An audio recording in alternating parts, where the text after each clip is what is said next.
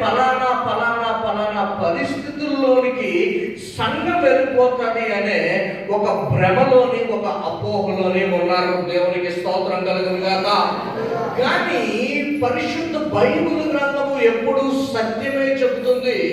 ఆ సత్యం ఏంటి అంటే, ఎవరు ఎన్ని చేసినా, ఎవరు ఎన్ని తలంపులు కలిగి ఉన్నా, ఎవరి తాలూకా ఆలోచనలు ఏమై ఉన్నా, దేవుడు చెప్తున్న మాట ఏంటి అంటే, ఏది కూడా సంఘమునకు వ్యతిరేకముగా పని చేయదు. ఇది సత్యము. నమ్మిన వారు దేవునికి స్తోత్రం చెప్తారు.